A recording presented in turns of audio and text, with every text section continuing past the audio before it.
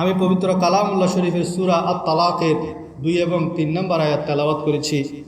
সেই হিসাবে আজকে আমি বছরের প্রথম দিন হিসাবে আপনাদের সামনে আপনার আগামী জীবনটা কিভাবে বরকতময় হবে, কিভাবে আমাদের হায়াতে বরকত হাসিল করব, কিভাবে কামাই রুজির মধ্যে বরকত হাসিল করব, কিভাবে রিজিকের মধ্যে বরকত হাসিল করব, কিভাবে আমাদের লাইফটাকে বরকতময় করব, আমাদের ঘরের মধ্যে বরকত আল্লাহ তাআলা দান করবেন, সেই বিষয়ে কোরআন সুন্নাহর আলোকে আলোচনা করার চেষ্টা করব।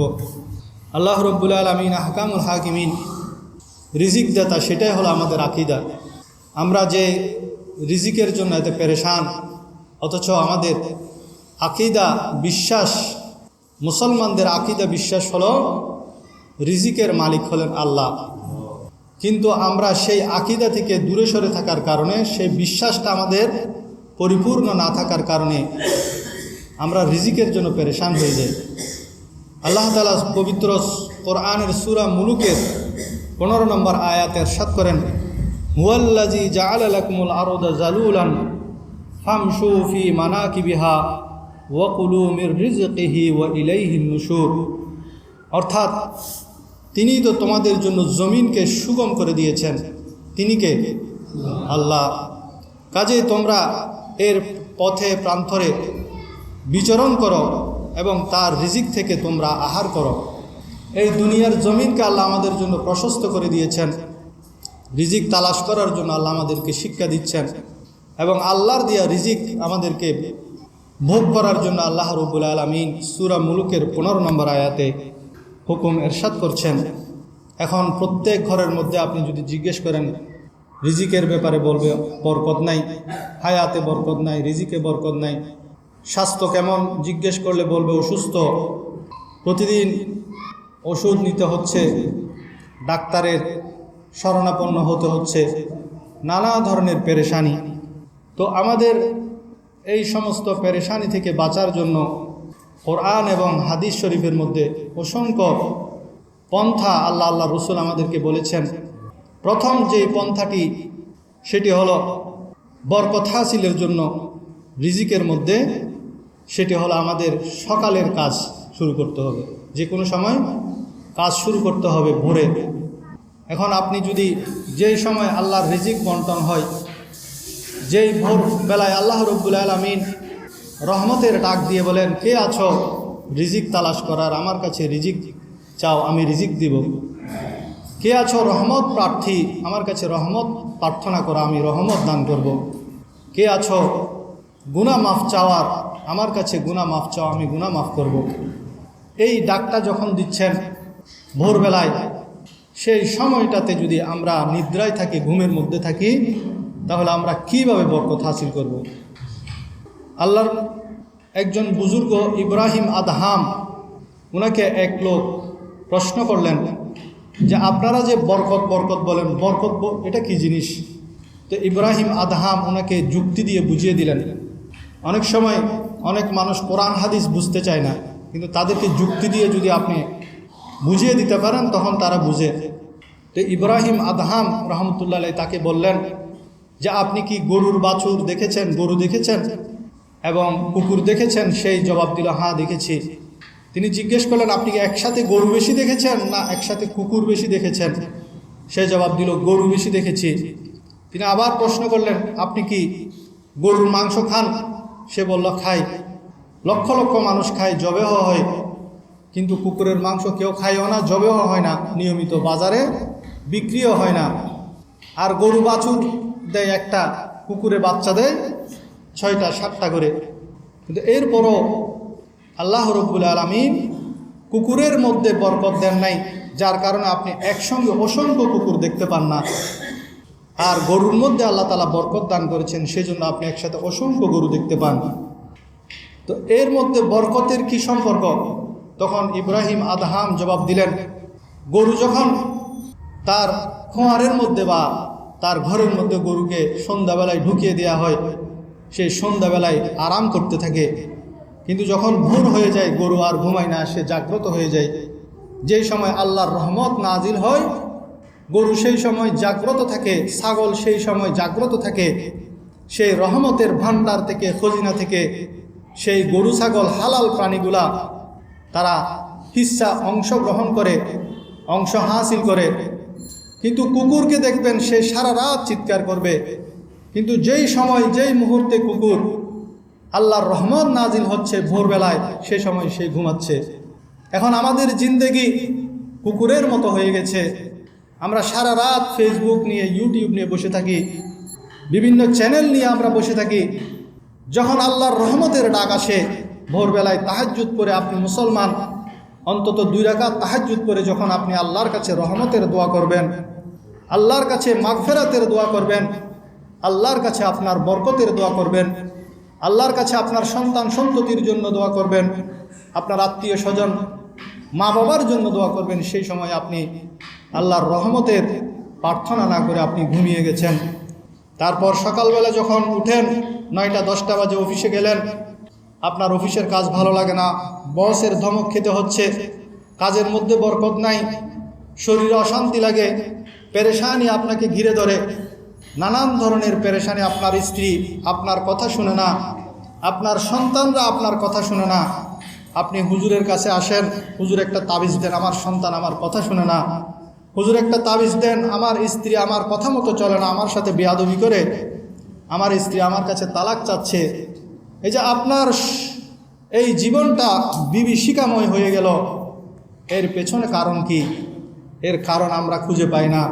এর কারণ হলো, যেই সময় আল্লাহর রহমতের ডাক দিচ্ছিল, সকালবেলা আপনি ভোরে ভোরে উঠে ফজরের নামাজ পড়ার কথা ছিল, আল্লাহর কাছে ফজরের নামাজ পর থেকে ইশরাক পর্যন্ত বসে বসে আল্লাহর জিকির করার কথা ছিল, আল্লাহর কাছে দোয়া কামনা করার কথা ছিল।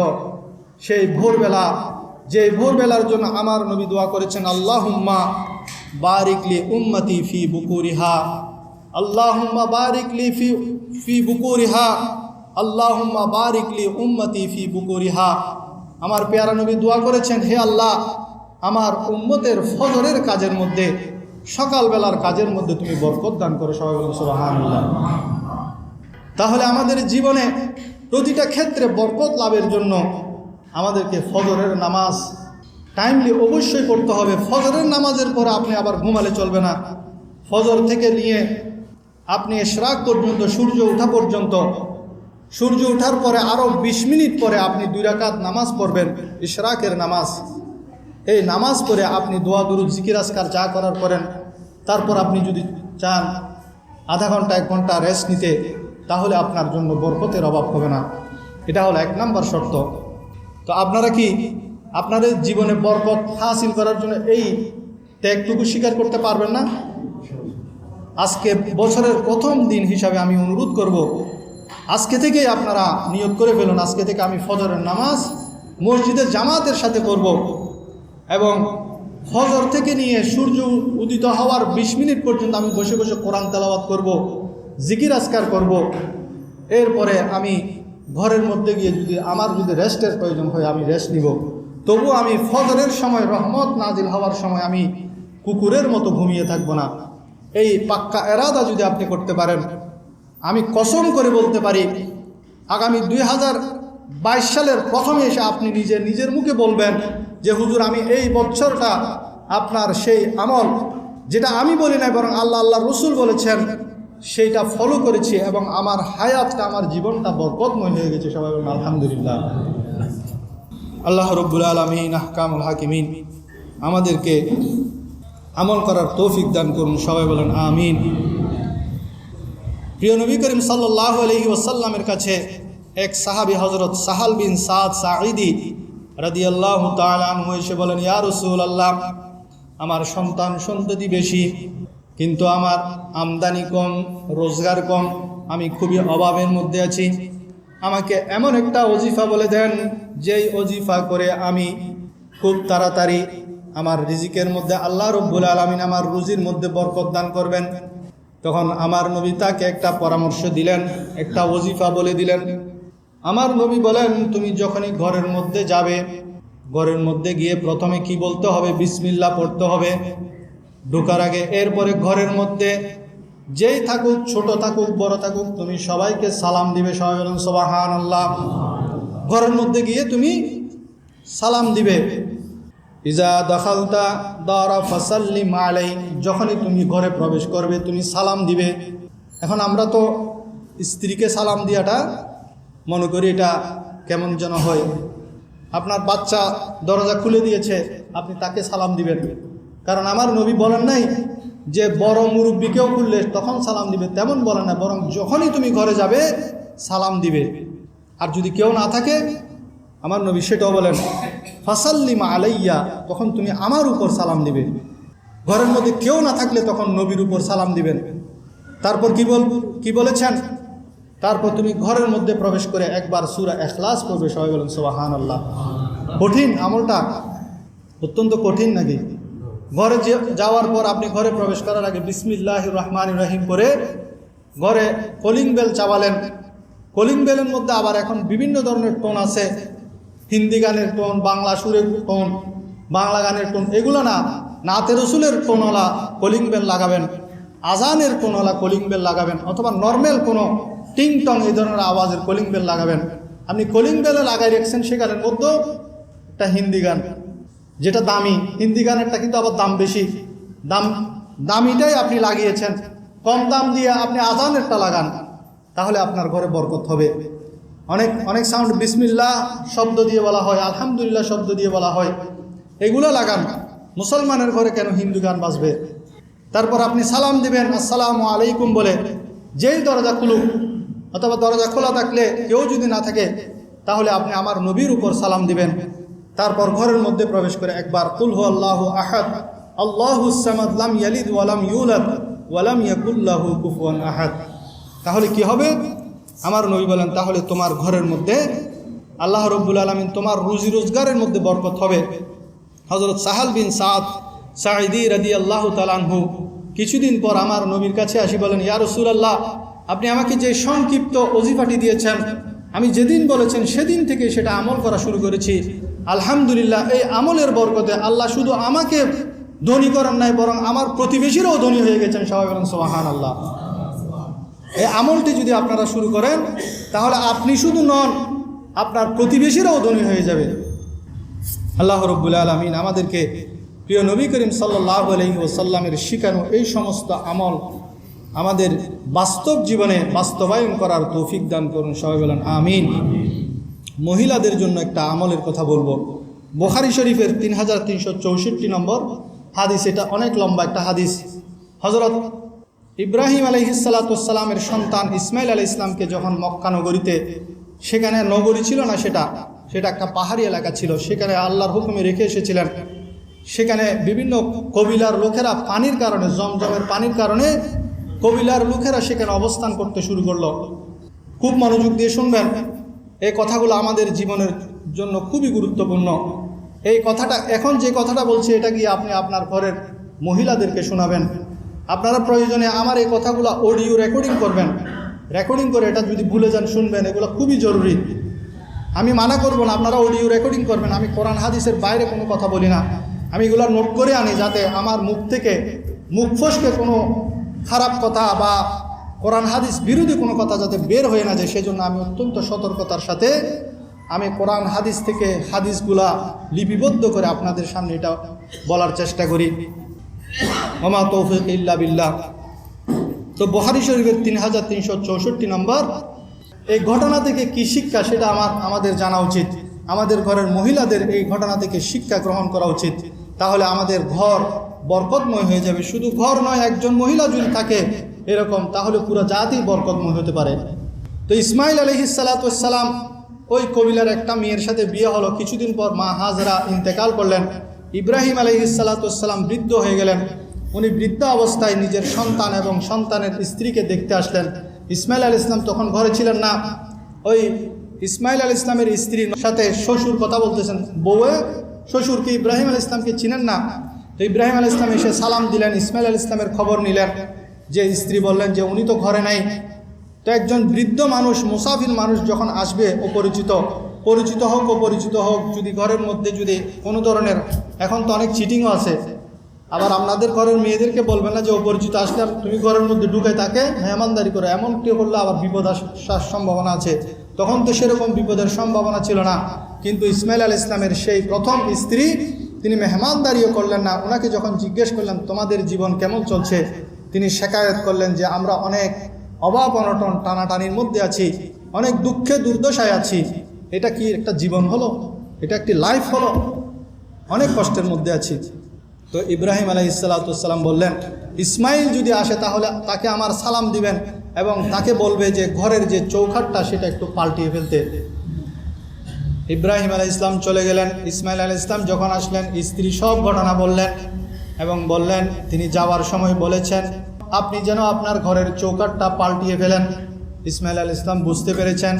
ইসমাইল আলাইহিস সালাম বলছেন ওটা ছিল আমার আব্বা জান নবী ইব্রাহিম আলাইহিস সালাম, তুমি উনার মেহমানদারিও করো না এবং উনার কাছে ঘরের অভাব অনটনের কথা তুমি একজন অপরিচিত মানুষের কাছে বর্ণনা করেছ।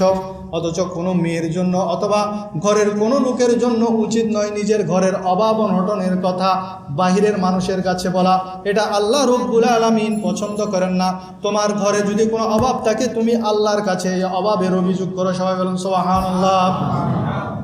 সেজন্য আমার আব্বা আমাকে ইশারায় বলে দিয়েছেন আমি যাতে তোমাকে তালাক দিই, সুতরাং তুমি চলে যাও তোমার বাপের বাড়িতে, আমি অন্য একটা ব্যবস্থা করব।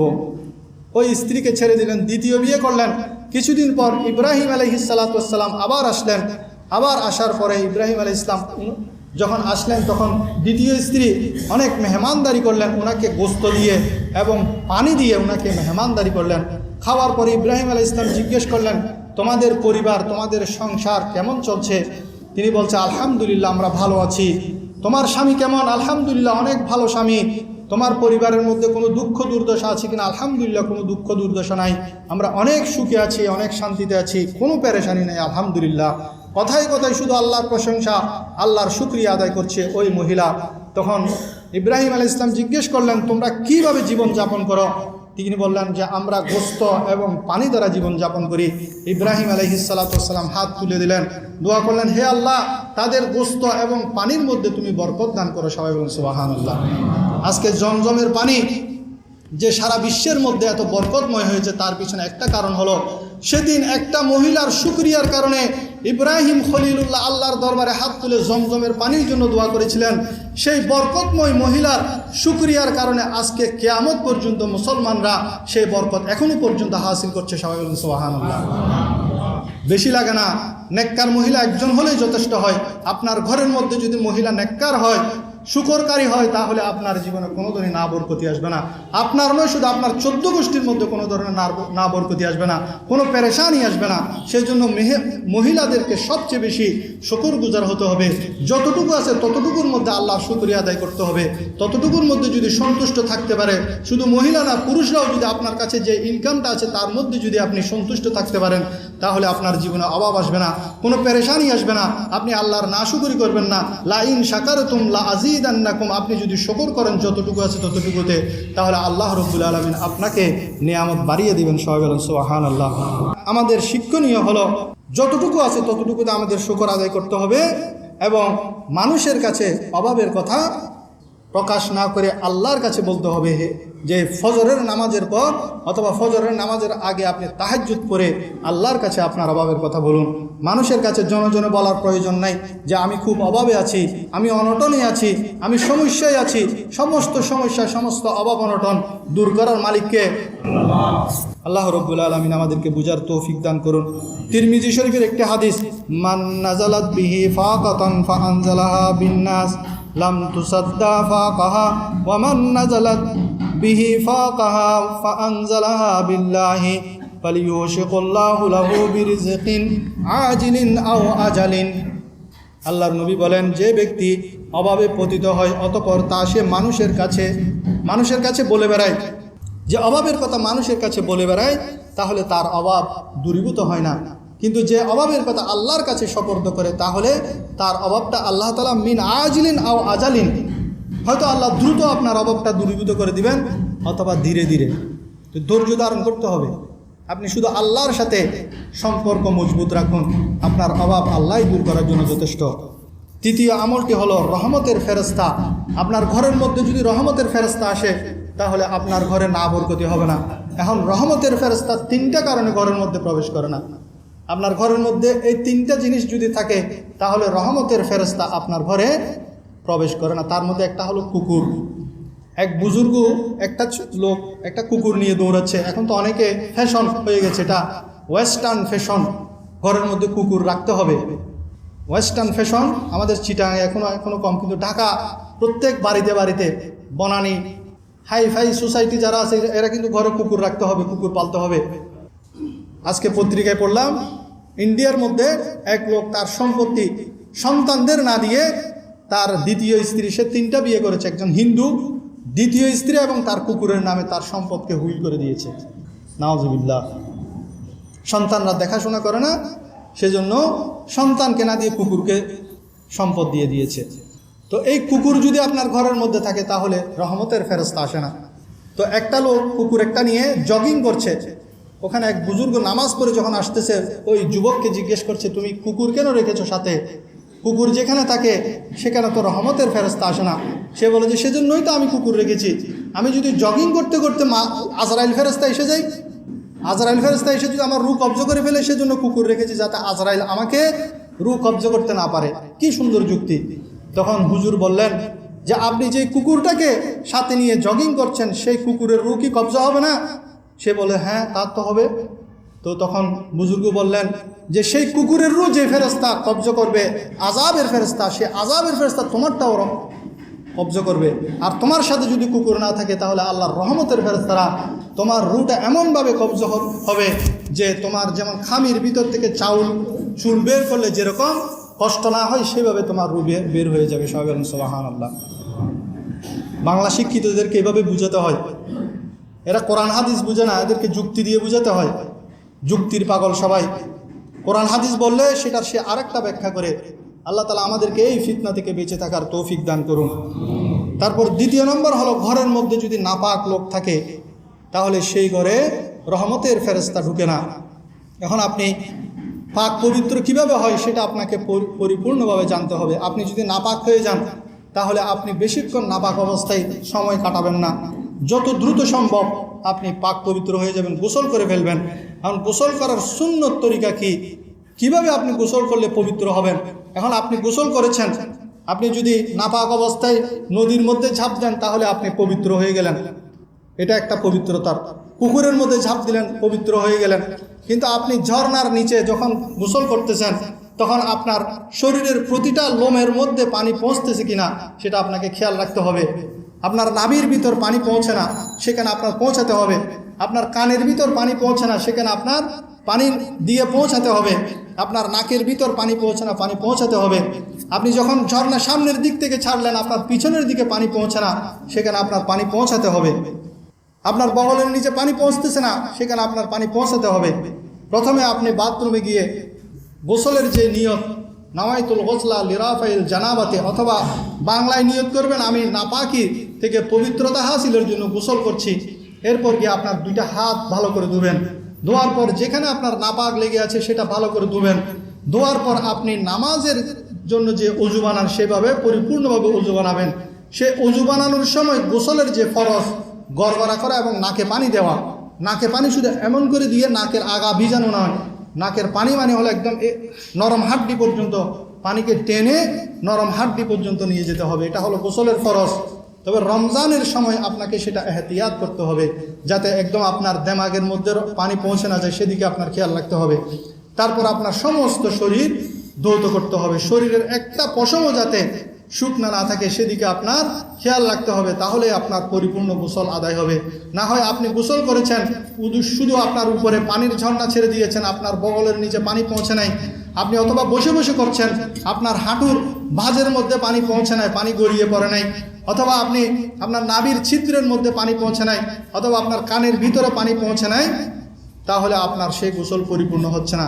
আপনি গোসল করেছেন ঠিকই, কিন্তু আপনি পাক হলেন না। তাহলে আপনি যতক্ষণ না পাক থাকলেন ততক্ষণ আপনার ঘরের মধ্যে রহমতের ফেরেশতা প্রবেশ করবে না। সেজন্য আপনাকে পরিপূর্ণভাবে গোসল শিখতে হবে, নাপাক থেকে পাক হাসিল করার নিয়ম শিখতে হবে।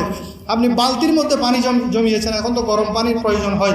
আপনি প্রথমে গিয়ে যে স্বাস্থ্যবিধি আমার নবী 1400 বছর আগে শিখিয়ে গেছেন। এখন আমরা স্বাস্থ্যবিধি চিল্লাচিল্লি করতেছি করোনা ভাইরাস থেকে বাঁচার জন্য। আমরা স্বাস্থ্যবিধি জানি না। আপনার হাতের মধ্যে জীবাণু আছে, আপনি প্রথমে গিয়ে আপনি বালতির পানি গরম বেশি কিনা সেটা চেক করার জন্য আঙ্গুল ডুবিয়ে দিয়েছেন, তাহলে ওই পানি মায়ে মুস্তামিল হয়ে গেল, সেই পানি দিয়ে গোসল করলে আপনি পাক হবেন না। আপনাকে ইসলামী শরীয়ত বলছে আগে তুমি তোমার হাতটা পরিপূর্ণভাবে আলাদা পানি দিয়ে ধৌত করে নাও। তোমার পানি যদি বারবার গরম কিনা ঠান্ডা, তুমি আঙ্গুল দিয়ে ওই নাপাক হাতটা ঢুকিয়ে দাও, তাহলে সেই এক বালতি পানি সেটা নাপাক হয়ে গেল। পুকুর হলে বড় দারদা যেটাকে বলা হয়, বড় পুকুর, বড় নদী, বড় খাল, সেখানের মাসালা আলাদা। কিন্তু আপনি ছোট্ট একটা বালতির মধ্যে পানি নিয়ে গোসল করতেছেন, প্রথমে গিয়েই আপনি আঙ্গুল ঢুকিয়ে দিয়েছেন, তাহলে সেটা তো মায়ে মুস্তামিল হয়ে গেল। সেই পানি দিয়ে আপনি গোসল করলে আপনি পাক হবেন না। এই মাসালাগুলো আমাদের জানতে হবে। দ্বিতীয় নম্বর হলো, যেই ঘরের মধ্যে প্রাণীর ছবি থাকে। বুখারী শরীফের 5412 নম্বর হাদিস, আন আবি তালহা রাদিয়াল্লাহু তাআলা আনহু قال قال النبي صلى الله عليه وسلم لا تدخل الملائكة بيتا فيه كلب ولا تصابير। যে ঘরের মধ্যে কুকুর থাকে এবং প্রাণীর ছবি থাকে সেই ঘরের মধ্যে ফেরেশতা প্রবেশ করে না। আমার নবী একদিন আল্লাহর নবীর ঘরের মধ্যে প্রবেশ করলেন না, পরের দিন এসে বললেন, ইয়া রাসূলুল্লাহ, গতকালকে আপনার ঘরের মধ্যে আমি প্রবেশ করতে পারি নাই, কারণ আপনার ঘরে একটা পর্দার মধ্যে মানুষের প্রাণীর ছবি আছে এবং আপনার ঘরের চৌকির নিচে একটা কুকুর আছে। ইমাম হাসান রাদিয়াল্লাহু তাআলা আনহু একটা ছোট্ট কুকুর আমার নবীর খাটের নিচে ঢুকে গেছিল, তাদেরকে বের করে দেন। এবং ওই পর্দাটা কি করবে সেটাও জিবরাইল আলাইহিস সালাম, আবু দাউদ শরীফের হাদিস, জিবরাইল আলাইহিস সালাম আমার নবীকে শিখিয়ে দিলেন, সে পর্দাটার চেহারাটা আপনি যদি মুছে দিতে পারেন তাহলে ঝুলিয়ে রাখতে পারেন, অথবা সেই পর্দাটাকে কেটে আপনি বালুশের ভিতরের কভার ব্যবহার করতে পারেন। সবাই বলুন সুবহানাল্লাহ। এমনটি বলেন না যে সেটা আপনি ছিঁড়ে ফেলে দেন, বলেছেন আপনি ছবিযুক্ত যেই পর্দাটা আছে সেটাকে কেটে দিয়ে আপনি বালিশের কভার বানিয়ে ফেলেন। সেজন্য ঘরের মধ্যে একদম আপনার পীর সাহেব হোক না কেন, সেটা আপনার পীর সাহেব, আপনি বড় করে ছবি একটা বাঁধিয়ে তার মধ্যে মালা লটকিয়ে দিলেন, রহমতের ফেরেশতা আপনার ঘরের মধ্যে ঢুকবে না। আপনি মা বাবাকে অনেক ভালোবাসেন, সুন্দর করে বাঁধিয়ে একদম ফ্রেম করে বড় করে আপনি ছবি ঘরের মধ্যে বাঁধিয়ে রাখলেন, তাহলে আপনার ঘরে বরকত কোত্থেকে আসবে? রহমতের ফেরেশতাই তো আসতেছে না। আপনি রহমতের ফেরেশতা আসার দরজা বন্ধ করে রেখেছেন। আপনার সন্তানদেরকে আপনি ভালোবাসেন, আপনি সন্তানদের জন্ম তারিখ বলে একদম বিশাল করে তাদের ছবি লাগিয়ে একদম ডিজিটাল প্রিন্ট করে লাগিয়ে রেখেছেন, ফেরেশতা আসবে না।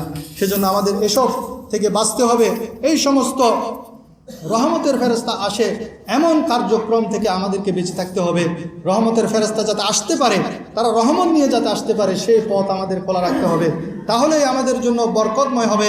2020 সাল আর 2021 সাল গণনা করলে হবে না, আমাদের জীবনটাকে, লাইফটাকে বরকতময় করতে হবে। শুধু লাইফ দুনিয়ার মধ্যে আরাম আয়েশ করার জন্য নয়, আখিরাতের চিন্তা করতে হবে। হযরত নূহ আলাইহিস সালাতু ওয়াস সালামের 900 বছর হায়াত ছিল, উনি একটা ঘর বানান নাই। হযরত আজরাইল আলাইহিস সালাতু ওয়াস সালাম, মালাকুল মউত যখন রূহ কবজ করতে আসলেন, তখন নূহ আলাইহিস সালাম ঘুমাচ্ছেন, ওনার শরীরের অর্ধেক অংশ ঘরের ভিতর আর অর্ধেক অংশ বাহিরে। তো ওনাকে জিজ্ঞেস করছেন, আপনার এত লম্বা হায়াত, আপনি এই হায়াতের মধ্যে একটা সুন্দর ঘরও তৈরি করলেন না? তো নূহ আলাইহিস সালাম বলেন, আমি তো তোমার ইন্তজার করছি, তুমি কখন এসে আমাকে নিয়ে যাও, সেই ইন্তজারে তো আমার 900 বছর কেটে গেছে। তখন আজরাইল আলাইহিস সালাম বলছেন, আখিরি জামানায় আল্লাহর নবী, আখিরি নবীর উম্মতদের হায়াত হবে যে 60-70 বছর, 100 বছরের কম। তারা অনেক বড় বড় দালান করবে, দালান কোঠা করবে। তখন নূহ আলাইহিস সালাতু ওয়াস সালাম এটা শুনে আফসোস করে বললেন, হায়, আমি যদি সেই সময়টা পেতাম, তাহলে আমার হায়াত যদি 100 বছরের কম হতো, তাহলে আমার এই 100 বছর হায়াতটা আমি আল্লাহর সিজদার মধ্যে কাটিয়ে দিতাম। সবাই বলুন সুবহানাল্লাহ। আমি একটা সিজদা দিতাম, দ্বিতীয় সিজদার জন্য উঠতাম না, আমি ভয়ে থাকতাম কোন সময় আমার রুহটা কবজা হয়ে যায়। এখন আমরা দুনিয়ার মধ্যে মশগুল, হায়াতের মধ্যে, রিজিকের মধ্যে শুধু বরকত খুঁজি, কিন্তু আখিরাতের যেটা আমাদের আসল জায়গা, সেখানের জন্য আমাদের কোনো ফিকির নাই। আল্লাহ তাআলা আমাদেরকে আখিরাতের জন্য, যে 40 বছরের পরে আমার নবী মাত্র 23 বছরে সারা দুনিয়াকে জয় করেছেন, সময় বেশি দরকার নাই। আখিরাতের জন্য সামান জোগাড় করার জন্য বেশি সময়ের প্রয়োজন নাই। খুব অল্প আমল করেন, কিন্তু সে আমলটা কন্টিনিউ করবেন, তাহলে আল্লাহ রাব্বুল আলামিন আহকামুল হাকিমিন আপনার হায়াতের মধ্যে, রিজিকের মধ্যে বরকত দান করবে। চতুর্থ আমল যেটা, সেটা হলো তাকওয়া এবং তাওয়াক্কুল, আল্লাহর ভয় অন্তরের মধ্যে রাখা এবং আল্লাহর উপর ভরসা করা। আল্লাহ রাব্বুল আলামিন সূরা তালাকের, যেটা আমি শুরুতে পড়েছি, সেটার মধ্যে ইরশাদ করেন, ওয়া মান ইয়াত্তাকিল্লাহা ইয়াজআল লাহু মাখরাজা ওয়া ইয়ারযুকুহু মিন হাইসু লা ইয়াহতাসিব ওয়া মান ইয়াতাওয়াক্কাল আলাল্লাহ ফাহুয়া হাসবু ইন্নাল্লাহা বালিগু আমরিহি ক্বাদ জাআলাল্লাহু লিকুল্লি শাইইন কাদরা। আর যে আল্লাহকে ভয় করে তিনি তার জন্য পথ বের করে দেন। সে দুর্দশা, দুঃখ, পেরেশানি, অভাব অনটন থেকে বের হওয়ার পথ কে বের করে দিবেন? আল্লাহ তাআলা বের করে দিবেন। তবে আপনার জন্য একটা শর্ত রেখেছেন, সেটা হলো তাকওয়া। আল্লাহকে ভয় করতে হবে এবং তাকে এমন জায়গা থেকে আল্লাহ তাআলা রিজিক দান করবেন সে কল্পনাও করতে পারে না। এমন জায়গা থেকে আল্লাহ তাআলা রিজিক দিবেন সে কল্পনাও করতে পারবে না। তারপর বলছেন আল্লাহ তার সকল আশা পূরণ করে দিবেন। সূরা তালাকের 2 এবং 3 নম্বর আয়াত। সকল আশা পূরণ করে দিবেন। এবং আল্লাহ রাব্বুল আলামিন যে প্রত্যেক জিনিসের জন্য সময়সীমা নির্ধারণ করে রেখেছেন, যে আমরা যে রিজিকের জন্য এত পেরেশান হয়ে যাই, আপনার ওই রিজিকটা আসার একটা সময় আছে। আপনার রিজিকটা আপনার যে উদ্দেশ্যে আপনি কাজ করছেন সেটার জন্য একটা নির্ধারিত সময় আছে। সেই নির্ধারিত সময় অটোমেটিক আসবে। তবে আপনাকে ধৈর্যের সাথে আল্লাহর উপর ভরসা করে আমল করে যেতে হবে। আবার এমন নয় যে আমি হাত পা বন্ধ করে আল্লাহর উপর ভরসা করে হাত পা বটে ঘরের মধ্যে বসে থাকবো, এমনটি নয়। ধরুন হাদিস শরীফের মধ্যে আছে আল্লাহ রাব্বুল আলামিন পশু পাখিকে যেভাবে রিজিক দান করছেন তোমাকেও সেভাবে রিজিক দিবেন। তো পশু পাখি তো ঘরের মধ্যে বসে থাকে না, সে সকাল যখন হয় সে বাসা থেকে বের হয়ে যায় খালি পেটে। সন্ধ্যাবেলায় 18,000 মখলুকাতের যে ছোট্ট ছোট্ট অণু, পরমাণু, ছোট ছোট যত প্রাণী আছে সমস্ত প্রাণীকে আল্লাহ রাব্বুল আলামিন পেট ভর্তি রিজিকের ব্যবস্থা করে দেন। সবাই বলেন সুবহানাল্লাহ। অথচ সেই ঘর থেকে বের হয়েছে খালি পেটে। তা আমিও যদি ঘর থেকে বের হই খালি পেটে এবং আমি রিজিকের তালাশে হালাল রুজির চিন্তায় থাকে, আল্লাহর উপর ভরসা করে আমিও যদি চেষ্টা করি, আল্লাহ রাব্বুল আলামিন আমাকেও ব্যবস্থা করে দিবেন। অবৈধ পন্থা অবলম্বন করবেন না। কারণ আপনি যতদিন আপনার রিজিক ভোগ করবেন না ততদিন পর্যন্ত আপনার মৃত্যু আসবে না। আপনার হায়াতের মধ্যে যে রিজিকটা আপনার জন্য বাজেট আছে সেটা আপনার কাছে আসবেই আসবে। পৃথিবীর সমস্ত শক্তি যদি সেটা বন্ধ করে রাখতে চায় বন্ধ করে রাখতে পারবে না। এখন অনেকে বলে যে রিজিক বন্ধ করে রেখেছে, রিজিক বন্ধ করে রেখেছে, সে কি খোদার থেকে বড় হয়ে গেছে? আমরা নিজেরাই নিজেদের রিজিক বন্ধ করে রাখছি। রহমতের ফেরেশতা আসতে দিচ্ছি না। ফজরের মধ্যে আমরা ঘুমাচ্ছি, আল্লাহর উপর আমাদের ভরসা নাই। আমরা নামাজ কালামের ধারধারি না, আল্লাহর উপর তাওয়াক্কুল নাই, তাকওয়া বলতে কিছু নাই। আর শুধু অভিযোগ করে আল্লাহ আমার রিজিকে বরকত উঠিয়ে নিয়েছেন। হযরত এরপরে পঞ্চম আমল হলো কোরআন তেলাওয়াত করা, নিয়মিত কোরআন তেলাওয়াত করা। গতকালকে আমার এলাকার এক বৃদ্ধ লোক, উনি ফজরের আজান দেয়, আমাদের মসজিদে ফজরের আজান দেয়। উনি ফজরের আজানের অনেক আগে, আসরের সময় যখন যায় তখনও কোরআন পড়ে, জোহরের সময় যখন যায় তখনও কোরআন পড়ে। উনাকে আমি জিজ্ঞেস করলাম, মুরব্বী আপনি কতদিনে কোরআন খতম দেন? উনি বললেন যে আমি এক সপ্তাহে এক খতম কোরআন করি। সবাই বলুন সুবহানাল্লাহ। আমার মনে হচ্ছে আমাদের এলাকায় ওই বৃদ্ধ লোকের মতো পেরেশানহীন, টেনশনহীন মানুষ দ্বিতীয় আরেকজন নাই। কোনো পেরেশানি নাই।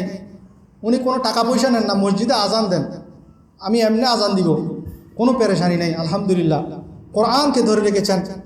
এক পাগল ছিল আমাদের এলাকায়, বাদশা নাম, সে কোরআন পড়তে পারতো না, কিন্তু মসজিদের মধ্যে আজানের আগে চলে আসতো। সে কোরআন শরীফ নিয়ে শুধু আঙ্গুল দিয়ে এভাবে এভাবে হাঁটাতো। তাকে যদি জিজ্ঞেস করা হয় তুমি কোরআন পড়তে পারো কিনা, সে বলে যে না, তবে আমি কোরআনকে মহব্বত করি। এ কোরআন আমি পড়তে পারি না ঠিকই, কিন্তু আমি বলি যে এ কোরআনের প্রত্যেকটা আয়াত আল্লাহর কালাম, প্রত্যেকটা আয়াত আল্লাহ যা বলেছেন সত্য বলেছেন। সবাই বলেন সুবহানাল্লাহ। এই আকীদার কারণেই আল্লাহ তাকে নাজাত দিয়ে দিবেন। এখন আমরা সেই কোরআনকে, যে কোরআনকে ওয়ানুনাজ্জিলু মিনাল কোরআনি মা হুয়া শিফাউন ওয়া রাহমাতুল লিল মুমিনিন, মুমিনদের জন্য রহমত হিসেবে আল্লাহ তাআলা নাজিল করেছেন, সেই কোরআনের সাথে আমাদের সম্পর্ক নাই। সেটাকে আমরা মানুষ যখন মারা যায় তখন শুধু ওই কোরআন খানি করি। কোরআনটাকে আমরা তাবিজ বানিয়ে ফেলেছি, পারতেছি না যে কোরআনটাকে ছোট্ট করে গলায় ঝুলিয়ে রাখার জন্য। কিন্তু কোরআনটাকে আমাদের জন্য রহমত হিসেবে নাজিল করেছেন, সে রহমত আমরা সেখান থেকে অর্জন করতে ব্যর্থ হয়ে গেছি। আমরা কোরআন থেকে অনেক দূরে সরে গেছি। প্রতিদিন আপনার ঘরের মধ্যে কোরআন তেলাওয়াতের আওয়াজ যাতে বের হয় সে ব্যবস্থা আপনাকে করতে হবে। তাহলে আপনার পরিবার, আপনার পরিজন, আপনার ঘর বরকতময় হয়ে যাবে। আল্লাহ রাব্বুল আলামিন আপনার ঘরকে বরকতে পরিপূর্ণ করে দিবেন। আল্লাহ রাব্বুল আলামিন আমাদের ঘরের মধ্যে প্রতিদিন যে কোরআন তেলাওয়াতের আওয়াজ যাতে বের হয় সে ব্যবস্থা করার তৌফিক দান করুন। হাদিস শরীফের মধ্যে আছে হযরত আব্দুল্লাহ বিন মাসউদ রাদিয়াল্লাহু তাআলা আনহু মুমূর্ষু অবস্থায় যখন ইন্তেকাল করবেন, হযরত ওসমান রাদিয়াল্লাহু আনহুকে দেখতে গেলেন এবং বললেন, বাইতুল মালে তো অনেক সম্পদ আছে, আপনি দরিদ্র, আমি আপনার জন্য কিছু সম্পদ দিতে চাই তখন, এবং আপনার অনেক কন্যা সন্তান আছে, তাদের জন্য সেটা কাজে আসবে। তখন আব্দুল্লাহ বিন মাসউদ রাদিয়াল্লাহু তাআলা আনহু বলছেন, না না, আপনার সেই দয়ার আমার দরকার নাই, কারণ আমি তাদেরকে যে তাওয়াঙ্গরির সূরা, যেটা ধনী হওয়ার যে সূরা, সেটা আমি শিখিয়ে দিয়েছি, সেটা কি সূরাতুল ওয়াকিয়া। আপনার ঘরের মেয়েদেরকে আপনিও মুখস্থ করে ফেলবেন, কয়েক মিনিট সময় লাগবে আপনি যদি মুখস্থ করেন। মাগরিবের পরে প্রতিনিয়ত প্রত্যেকটা ঘরের মেয়েদেরকে বলবেন যে সূরা ওয়াকিয়া পড়ার জন্য, তাহলে সেই জীবনে আর অভাবের মধ্যে পতিত হবে না। এরপরে ষষ্ঠ আমল হলো যে নিজে নামাজ পড়া এবং সন্তান সন্ততি পরিবার পরিজনকে নামাজের জন্য হুকুম দিয়া, এটা বাধ্যতামূলক। আপনি নিজেও নামাজ পড়বেন, আপনার সন্তান সন্ততির জন্য নামাজের ব্যবস্থা করবেন, তাহলে আল্লাহ তাআলা ওয়াদা করছেন, নাহনু নারযুকুক, আমি রিজিকের ব্যবস্থা করে দিব। তাহলে শর্ত কি?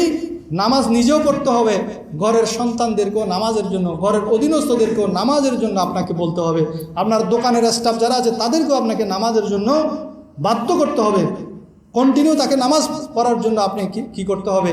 হুকুম দিতে হবে। তাহলে আপনার ব্যবসার মধ্যে আল্লাহ তাআলা বরকত দান করবেন। সপ্তম আমল হলো তওবা ইস্তেগফার করা। তওবা ইস্তেগফারের মাধ্যমে আল্লাহ তাআলা রিজিকের মধ্যে বরকত দান করেন। সূরা নূহের 10 থেকে 12 নম্বর আয়াতে আল্লাহ তাআলা এই বিষয়টি সুন্দরভাবে বর্ণনা করেছেন। ফাকুল তুস্তাগফিরু রাব্বাকুম ইন্নাহু কানা গাফফারা ইউরসিলিস সামাআ আলাইকুম মিদরারা ওয়া ইউমদিদুকুম বিআমওয়ালিন ওয়া বানিন ওয়া ইয়াজআল লাকুম জান্নাতান ওয়া ইয়াজআল লাকুম আনহারা। কতগুলো নিয়ামত! আপনি যদি ইস্তেগফার করেন, বেশি বেশি ইস্তেগফার করেন, আস্তাগফিরুল্লাহাল্লাযী লা ইলাহা ইল্লা হুয়াল হাইয়ুল কাইয়্যুম ওয়া আতুবু ইলাইহি, এতটুকু যদি না পারেন শুধুমাত্র বলবেন আস্তাগফিরুল্লাহ, হে আল্লাহ আমাকে মাফ করে দেন, হে আল্লাহ আমি ভুল করে ফেলেছি, আমাকে মাফ করে দেন, আমার বিগত জীবনের সমস্ত গুনাহ মাফ করে দেন। প্রতিদিন অন্তত 100 বার করে পড়েন, আর মনে মনে চিন্তা করেন, হে আল্লাহ আমার বিগত জীবনের সমস্ত গুনাহ মাফ করে দেন। তাহলে আল্লাহ তাআলা কি কি নিয়ামত দিবেন বলে সূরা নূহের 10 এবং 12 নম্বর আয়াতে ইরশাদ করতেছেন। আল্লাহ তাআলা 1 নম্বর নিয়ামত হলো ক্ষমা করে দিবেন। 2 নম্বর হলো যেখানে বৃষ্টি হচ্ছে না সেখানে বৃষ্টি দান করবেন। 3 নম্বর হলো যে তোমাদের ধন সম্পদ, অফুরন্ত ধন সম্পদ দান করবেন। 4 নম্বর হলো সন্তান সন্ততি দান করবেন। যাদের সন্তান হয় না, সন্তান সন্ততি যদি না হয়, আপনি এই আমলটি করতে পারেন। কন্টিনিউ গুনাহ থেকে তো বাঁচবেন, সাথে সাথে আল্লাহর কাছে বিগত জীবনের জন্য গুনাহ মাফ চাইবেন। তাহলে আল্লাহ রাব্বুল আলামিন আপনাকে সন্তান সন্ততি, কন্যা চাইলে কন্যা দিবেন, পুত্র চাইলে পুত্র দিবেন। দেয়ার মালিককে আল্লাহ। আমল কি? শুধু আস্তাগফিরুল্লাহ আস্তাগফিরুল্লাহ, একটা আমল দিয়ে কতগুলো নিয়ামত আল্লাহ তাআলা দিচ্ছেন। এরপরে আল্লাহ তাআলা তোমাদেরকে বাগিচা দিয়ে তোমাদেরকে ভরপুর করে দিবেন, নদী নালার মধ্যে পানি দিয়ে ভরপুর করে দিবেন। সবাই বলুন সুবহানাল্লাহ। কোরআনের সূরা নূহের 10 থেকে 12 নম্বর আয়াতে আল্লাহ তাআলা আমাদের রিজিকের, সম্পদে, সন্তান সন্ততি, গুনাহ মাফের সমস্ত আমলের একটাই ওজিফা বলে দিয়েছেন, সেটা হলো হাঁটতে বসতে চলতে ফিরতে শুধু আল্লাহর কাছে ক্ষমা চাও, আস্তাগফিরুল্লাহ আস্তাগফিরুল্লাহ। সালাম ফিরানোর সাথে সাথে আমার নবী 3 বার বলতেন আস্তাগফিরুল্লাহ আস্তাগফিরুল্লাহ আস্তাগফিরুল্লাহ। এরপর আপনি নামাজের পরে বসে বসে দিনে অন্তত নিয়ম করে 100 বার করে, আপনি মাগরিবের পরে পারেন, ফজরের পরে পারেন, 100 বার প্রতিদিন যে নিজের বিগত জীবনের গুনাহসমূহের প্রতি খেয়াল করে করে আল্লাহর কাছে ক্ষমা চান, তাহলে আপনার কোনো কিছুর অভাব আল্লাহ তাআলা অপূরণ রাখবে না, সমস্ত আশা পূরণ করে দিবেন। সর্বশেষে আরও এরকম 23টি আমল ইনশাআল্লাহ আগামী জুমাতেও আলোচনা করব। আজকে আমি শুধু আপনাদের সামনে 7টি আমল বলেছি। 1 নাম্বার হলো ফজরের নামাজ ভোরে কাজ শুরু করা। 2 নম্বর কি বলেছি মনে নাই, ঘরে যাওয়ার সময় সালাম দিয়া, বিসমিল্লাহ বলে সালাম দিয়ে ঢুকা, ঘরে ঢুকে কুল হুয়াল্লাহু শরীফ পড়া। 3 নম্বর কি বলেছি? 3 নম্বর নারীদের জন্য একটা আমল বলেছি, সেটা হলো অভাবের কথা মানুষের কাছে না বলা এবং শুকর আদায় করা। 3 নম্বর বলেছি রহমতের ফেরেশতা আসার জন্য ব্যবস্থা রাখা। রহমতের ফেরেশতা আসার জন্য কিভাবে ব্যবস্থা রাখবেন? পরিপূর্ণভাবে পাক পবিত্র হয়ে গোসল করবেন। ঘরের মধ্যে কোনো কুকুর লালন পালন করবেন না, কোনো ধরনের ছবি ঘরের মধ্যে লটকিয়ে সম্মানের সাথে রাখবেন না। অ্যালবামের মধ্যে কিছু যদি থাকে, মোবাইলের ভিতরে যদি কিছু থাকে, সেটার জন্য কোনো সমস্যা নাই, কিন্তু আপনি ঘরের মধ্যে সসম্মানে লটকিয়ে রাখবেন, বাঁধিয়ে রাখবেন, সেটার ব্যাপারে কি আছে? রহমতের ফেরেশতা আপনার ঘরে আসবে না। এরপরে 4র্থ আমল বলেছি তাকওয়া, আল্লাহ ভীতি এবং আল্লাহর উপর ভরসা করা। 5ম আমলটি বলেছি কি? কোরআন তেলাওয়াত করা। 6ষ্ঠ আমল বলেছি সূরা ওয়াকিয়া। কোরআন তেলাওয়াতের মধ্যে সবচেয়ে গুরুত্বপূর্ণ কি? প্রতিদিন সূরা ওয়াকিয়া তেলাওয়াত করা। ষষ্ঠ আমল হলো নামাজ পড়া এবং নামাজের জন্য ঘরের সবাইকে বাধ্য করা। মারপিট করার প্রয়োজন নাই, আপনি শুধু ডাকবেন, শুনতে শুনতে একদিন চলে আসবে। বলবেন, ডাকবেন, বলবেন, ডাকবেন, কোনো ধরনের ক্লান্তি অনুভব করবেন না। এটা বলতে থাকবেন। আপনি মনে করবেন যে এটা আমার রিজিকের ব্যবস্থা হচ্ছে, এটা আমার কি সম্পদ বৃদ্ধির ব্যবস্থা হচ্ছে। কারণ আল্লাহ ওয়াদা করেছেন নাহানু নারযুকুক, আল্লাহই রিজিক দিবেন, আপনার রিজিকের পেরেশানি থাকবে না। তারপর সপ্তম আমল হলো তওবা, ইস্তেগফার করা। সর্বশেষে ইস্তেগফারের একটা ফজিলত বলে আমি শেষ করব। মাঝে মাঝে আমার অনেক সময় 2-4-5 মিনিট লেট হয়ে যায়, সেজন্য আমি আন্তরিকভাবে দুঃখ প্রকাশ করছি। কারণ কথা যেটা বলতে চাচ্ছি সেটা যদি গুছিয়ে না বলি, শেষ পর্যন্ত শেষ করতে না পারি, তাহলে আপনারা বুঝতে সমস্যা হবে। এখন এই কথা যেগুলো বলেছি এগুলো আবার রিপিট করেছি, কারণ যেটা আপনাদের মনে থাকে। আর প্রয়োজনে আপনারা আমার এই রেকর্ডগুলো ভিডিও করার প্রয়োজন, আপনি অডিও রেকর্ড করে নেবেন, যাতে আপনি ঘরের মহিলাদেরকে শোনাতে পারেন। তাদের ওই আমলগুলো করা প্রয়োজন, তাহলে আপনার ঘরের মধ্যে আর বরকতের অভাব হবে না। হযরত আহমদ বিন হাম্বল রহমতুল্লাহ আলাইহি, তো উনি এক জায়গায় সফরে গেলেন, সেখানে একটা মসজিদ আশ্রয় নিলেন, কিন্তু মসজিদের মতোয়াল্লি ওনাকে বের করে দিলেন। শেষে উনি যখন পেরেশান, বুজুর্গ মানুষ, অন্ধকার রাত, উনি যখন চলে আসতেছেন, তখন একজন লোক ওনাকে নিয়ে গেলেন মেহমান হিসেবে, ঘরের মধ্যে নিয়ে গেলেন, ওনার জন্য খানার ব্যবস্থা করলেন, রুটির ব্যবস্থা করলেন। উনি যখন রুটি বানাচ্ছেন আর শুধু করতেছেন আস্তাগফিরুল্লাহ আস্তাগফিরুল্লাহ, যতক্ষণ ওনার সাথে ছিল ওই লোকটা আহমদ বিন হাম্বল রহমতুল্লাহ আলাইহি দেখছেন ওই লোকটা শুধু আস্তাগফিরুল্লাহ আস্তাগফিরুল্লাহ পড়ছেন। তখন আহমদ বিন হাম্বল জিজ্ঞেস করলেন, আপনি এই যে ইস্তেগফারের কোনো কি ফজিলত, কোনো ফায়দা কি দুনিয়ার আপনার জীবনে পেয়েছেন? সে বলল, আমি যেটাই চেয়েছি আল্লাহ সেটা আমার অভাব পূরণ করেছেন, তবে আমার একটা আশা ছিল, সে আশাটা এখনও পূরণ হয় নাই। বলে যে কী আশা? তো সেই রুটি, যিনি তাকে দাওয়াত খাওয়াচ্ছেন ইমাম আহমদ বিন হাম্বলকে, সেই রুটিওয়ালা বলছেন যে আমার আশা ছিল এই জামানার সবচেয়ে বড় আলেম ইমাম আহমদ বিন হাম্বলের সাথে আমার সাক্ষাৎ হোক, ওনাকে আমি ঘরে এনে আমি নিজের হাতে রুটি বানিয়ে খাওয়াবো, আমার এই আশাটা ছিল, এটা এখনও পূরণ হয় নাই। তখন ইমাম আহমদ বিন হাম্বল দাঁড়িয়ে গেলেন, তাকে বুকের সাথে জড়িয়ে ধরলেন, বললেন, আমি হলাম আহমদ বিন হাম্বল, এই যুগের ষষ্ঠ আলেম, তুমি যাকে বলছো আমি হলাম আহমদ বিন হাম্বল। তাকে জড়িয়ে ধরলেন এবং তোমার সেই আশাও আল্লাহ সেটা পূরণ করে দিয়েছেন শুধু ইস্তেগফারের বদৌলতে। আল্লাহ রাব্বুল আলামিন আহকামুল হাকিমিন আমরা যা কিছু শুনলাম সেই মোতাবেক আমল করার তৌফিক দান করুন।